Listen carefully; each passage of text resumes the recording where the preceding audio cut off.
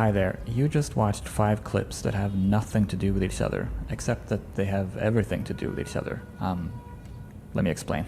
So these are all clips that I captured in the last week or so with my camera just walking around New York City. And so these clips, they tell you something about my life and who I am and what I'm interested in, what sort of tickles my eye. Through these clips and more random clips like this, you could start to form an impression of who I am as a multi-layered, multifaceted, complex human being. Like the real me. But the problem is that to a casual outside observer, or indeed to an algorithm, these clips just seem random, because they're not all about cooking Thai food, or they're not all reviews of phone accessories, or vlogs about raising twins with autism in Idaho. In this creator era of media, we're all learning that we have to have an identity that's easy to summarize. We have to fit into a searchable niche. We're not allowed to have multiple interests or 2 thoughts at the same time. Certainly not 3. 4? Forget it.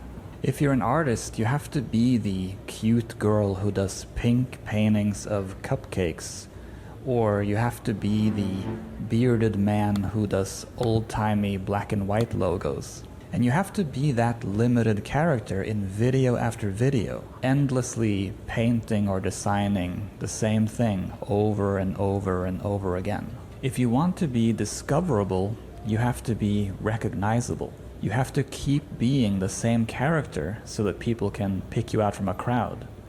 That's why Mickey Mouse always wears those red shorts with those weird big goofy buttons on it. And it's also why I wear this hat in every video, although the strategy seems to be working better for Mickey than for me.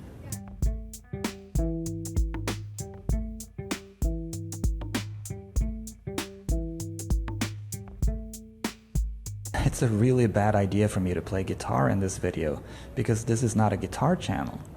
And you don't see it because I've cropped it out, but behind me here, I have a MIDI keyboard. And it's just better that you don't see that, lest you think that I might tell you something about a new plugin from Native Instruments, or maybe you think I'm gonna teach you a trick about how to incorporate waltz time in your trap beats. I keep this toy car on my desk because, well, it's a souvenir that I picked up on a trip to Mexico, and I liked how imperfect it is. And also, I'm a fan of F1, although confusingly, I hate cars. And it's really just better that I don't get into any of this, because it doesn't really fit into my niche. What niche? The old guy in a hat niche. I'm trying to really own that niche. So anyway, as you can probably tell, I'm not a fan of this tyranny of niches. I believe that people are a lot more interesting than the niches that they're forced into. And I think that as artists and creators, we're almost all interested in a lot of disparate things. And I actually think that that makes us more, not less interesting.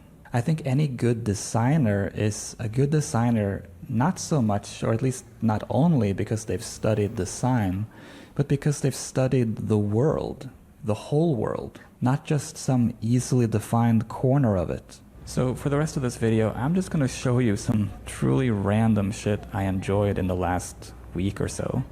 And this is stuff that won't get me anywhere in terms of views or likes or subscribers to this channel, but that will communicate something about me and who I am that's kind of hard to define or summarize or categorize. But it's going to tell you something about who I am, so like, that's what this is about, right? We're communicating.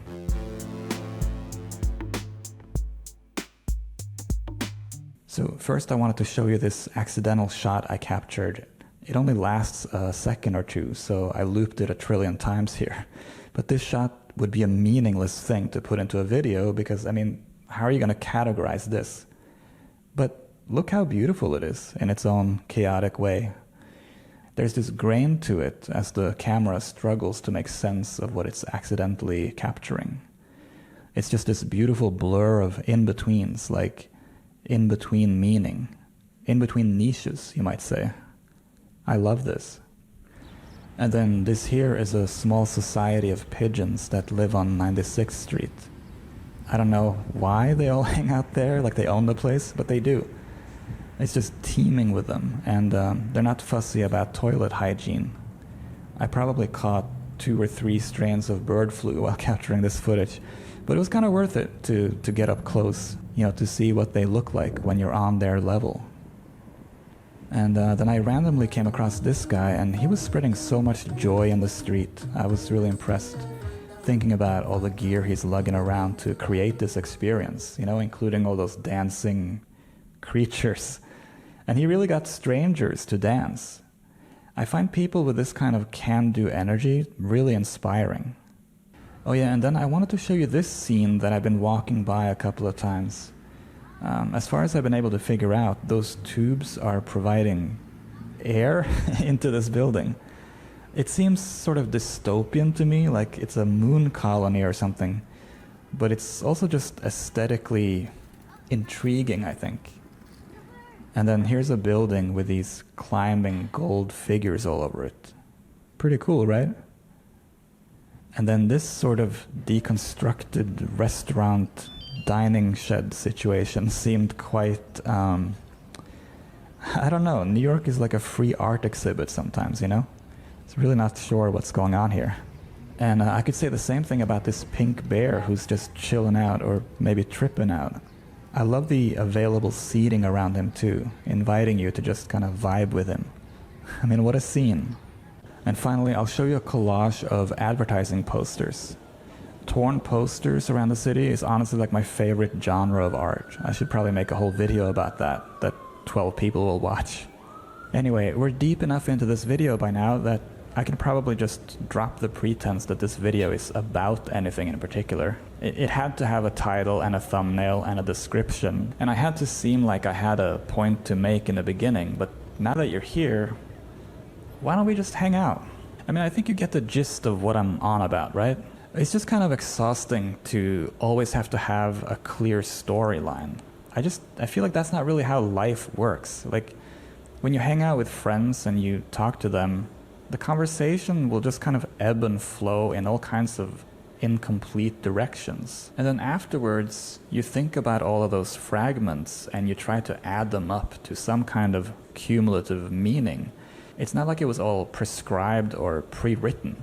By the way, this was right outside the MoMA design store in Soho. And when I was filming this, I was sort of crouching down low, and I started to worry that some people might think I'm some sort of creep who's like trying to get like upskirt shots or something.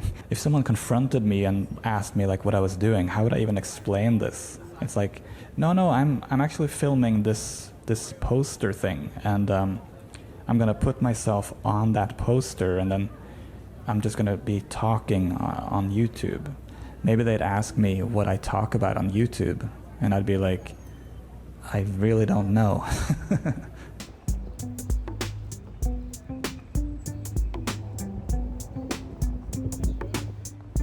Lately, I've been hard at work on an animation project for a client in the tech world. Here's a loop of some hands in progress. I'm pretty happy with how these came out. I created a really weird rig to control these fingers, if that's terminology that means anything to you. Basically like the armature that controls the geometry of this. It was pretty fun to figure out. And then this doesn't make a lot of sense on its own, but basically I made these rectangles that fly by, but then they crash into a bookshelf, which is not visible here. I had to turn that off while I worked on this. But that's why that one rectangle bounces like that. It's hitting part of a bookshelf. This is one of the most complicated scenes in the piece, so it's a lot of sort of figuring out pieces of it and then compositing it all together in the end. Here you can see me updating a spreadsheet I keep to set the status of various planned scenes. Not just the status, but brief ideas, like notes on what I need to fix and so on. I don't work with storyboards at all. I should probably make a video about that. But yeah, instead I just keep spreadsheets like this, and I just picture the whole thing in my head. I spend a lot of time thinking about an animation before I actually make it.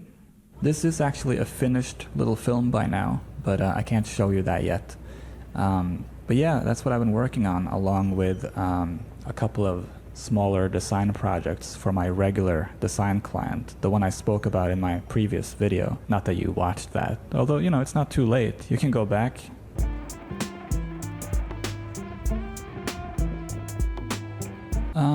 So what else is going on?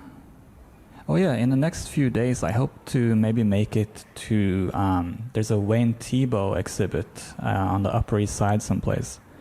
If you're not familiar with Wayne Thiebaud, he died fairly recently, like a couple of years ago. 3 years ago, maybe now? But he was this California painter that I loved.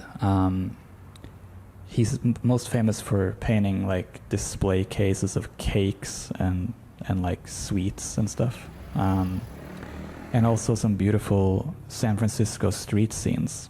I feel like he was quite preoccupied with geometry and patterns and the repetition of things.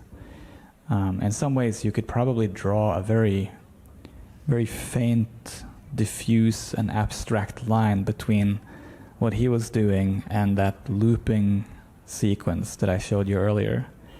I'm guessing he would probably have said that he's preoccupied with color more so than pattern and geometry and repetition, but I think we're both right. I'm less about color and more about line. Is that a way you've ever divided the world before? I think in art school that's actually not an unusual way of kind of thinking of two camps. Like you're either into fields of color or you're into lines. People who are into fields of color tend to gravitate towards painting, while people who are into lines tend to gravitate towards drawing. I think you could probably also possibly argue that people who are into fields of color are more about emotion, and people who are into lines are more about thinking. Although you'd probably get arrested for proposing that. Anyway, I hope you enjoyed hanging out, and I hope you come back, because it gets kind of lonely around here when nobody watches. Of course, I have myself to thank for that, what with my elliptical videos lacking in narrative structure and meaningful conclusions. And yet, as imperfect as these videos are, I kind of like them. So I guess I'll just keep trying to improve on this non-formula and see what you think. I'll see you next time.